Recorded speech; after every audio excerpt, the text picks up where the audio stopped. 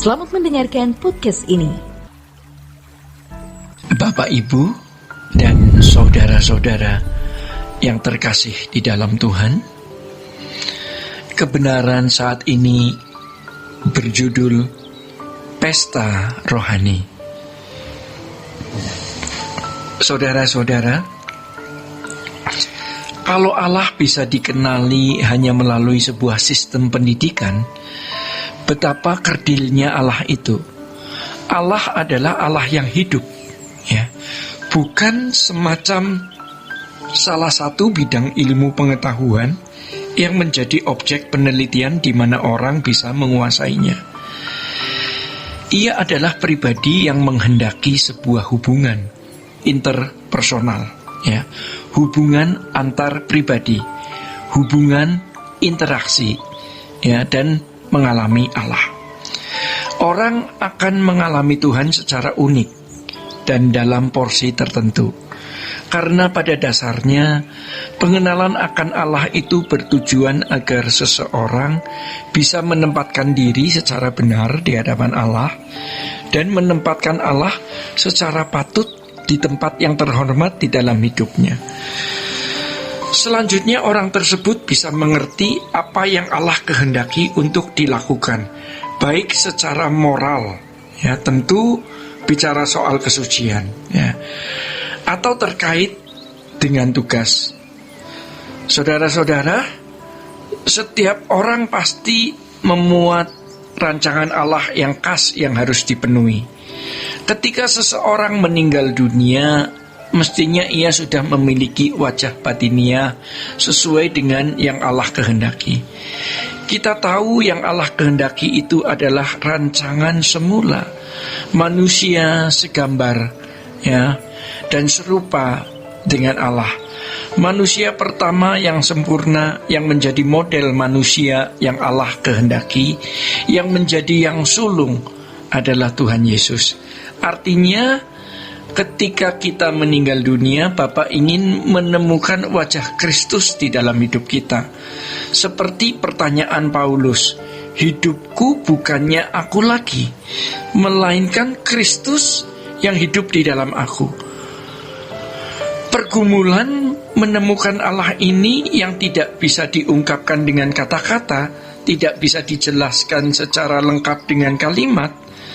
Akan ada banyak pengalaman yang tidak bisa diungkapkan dengan kata-kata.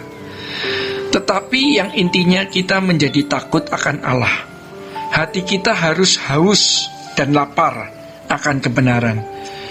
Bagaimana dalam segala hal yang kita pikirkan, kita ucapkan, kita lakukan, kita mau selalu sesuai dengan pikiran dan perasaan Allah. Saudara-saudara yang terkasih di dalam Tuhan, dalam melakukan hal-hal yang besar, Tuhan juga melakukannya melalui manusia.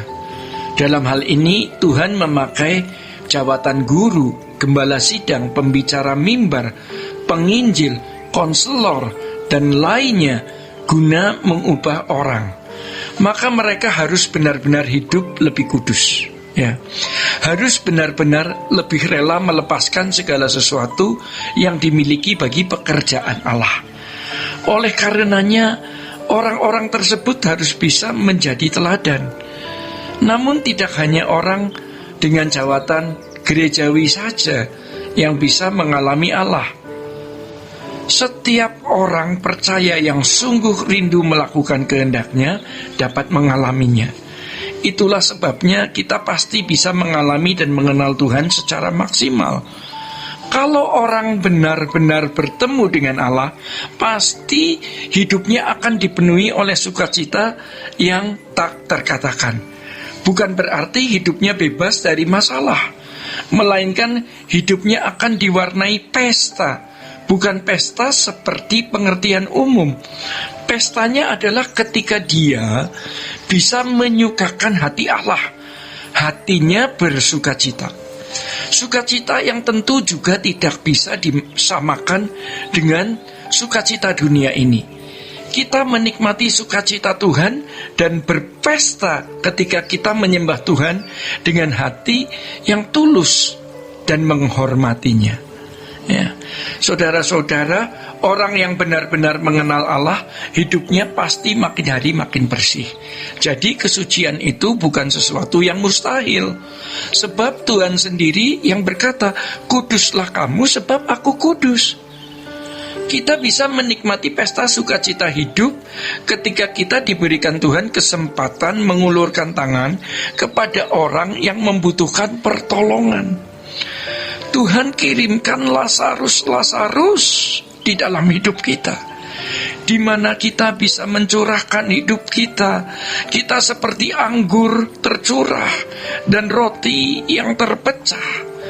Interaksi kita dengan Tuhan itu menjadi hidup. Ketika kita bisa memberi pengampunan, doa yang tulus kepada orang yang menyakiti kita, ada sukacita, karena Tuhan pun bersukacita.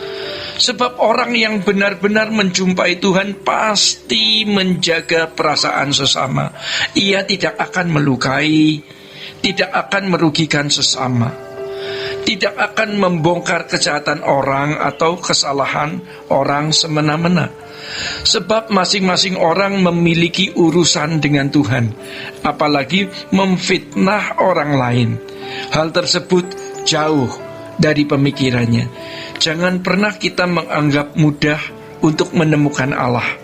Jangan berpikir mencari uang, berkarier lebih sukar dari mencari Tuhan, sehingga menempatkan hal-hal dunia ini di atas pencarian akan Tuhan dan kerajaannya. Jadikanlah hal mencari Allah sebagai hal yang selalu darurat dan satu-satunya, bukan hanya paling penting, melainkan satu-satunya agenda hidup. Sampai kita bisa merasakan benar apa artinya sampai kita bisa merasakan benar apa artinya kehausan akan Allah. Sampai kita menemukan Dia sebagai kekasih abadi. Dengan ini kita bersama dapat menikmati sebuah pesta rohani bersama dengan Allah. Saudara-saudara, demikian kebenaran pada saat ini. Tuhan Yesus memberkati. Sola Gracia.